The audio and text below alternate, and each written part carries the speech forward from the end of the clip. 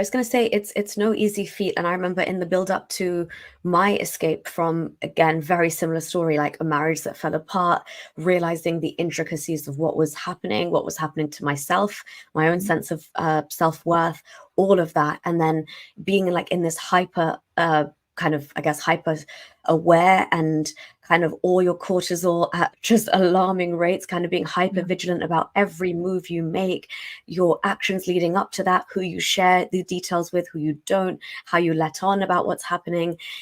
We just gloss over it now because it's in our past and we've moved on. Right. But in that moment, it is fight or flight kicks in the strongest way. And I myself had EMDR when I got back to the United Kingdom, and I just let everything marinate and process. Same. Yeah. Oh, Yeah. wow. So yeah, how was it for you? Yeah, it was great. So EMDR really does work very well. And I've said this before, EMDR and therapy and all those things, they are essential. I receive so many messages from women who are in similar situations, who have either recently escaped a very traumatic situation or maybe not so recent, but they still are having a hard time. And they are very frustrated with people telling them, just move on, look at everything you've got. And it's easier for some and not for others. For me, it was somewhat easy to say, wow, I'm so grateful for what I have. I'm so blessed. And outwardly really live a very grateful and a gratitude-filled life.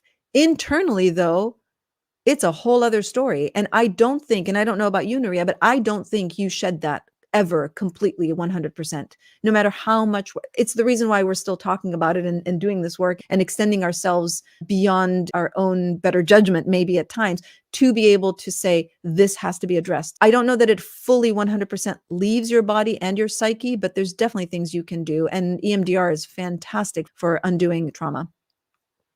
Yeah, I just want to second what Jasmine said there as well. Like I waited about 6 months for it, and to be honest, when they diagnosed that I had PTSD and they said we can give you regular talking therapies, or there's a new therapy out. So EMDR, yeah, Levantics, as you mentioned rightly, it is with the eyes.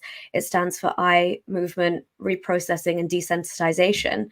And yeah, you just follow. They take you back to the traumatic memory, and then you follow this laser and it rewires your brain in a sense that I'm with you, Jasmine. I don't think it truly ever leaves you in that sense. This has definitely left its mark on you in a very, strong way. And I think that kind of also propels us to do what we're doing now and speak out about it and raise awareness, because I really think that there was a time where I couldn't retell this story and sit here and have a pleasant chat with Jasmine about these difficult issues without just like tears streaming down my face. And it was actually after EMDR where I could see after 1 or 2 sessions, I mean, Jasmine, when I got back to the UK, I was so traumatized by like the Middle East in general, and even men with beards and like sheikhs and these kind of things would scare me. In general, men at large, I wouldn't really leave my house. And then I remember after a couple of sessions of EMDR, this one guy catcalled me right outside the entrance to where I was going to get therapy. And I remember standing up to him immediately. My gut reaction was just to call him out. And that wasn't me a couple of months ago at all. And then after that, I am definitely I would say, if you have gone through anything to the extent of this level of trauma and you were diagnosed with PTSD, again, this is just my own personal opinion, is I highly do recommend EMDR for that. It worked in my experience very well for me. And as you could tell, it worked pretty well for Jasmine as well. Yes, absolutely.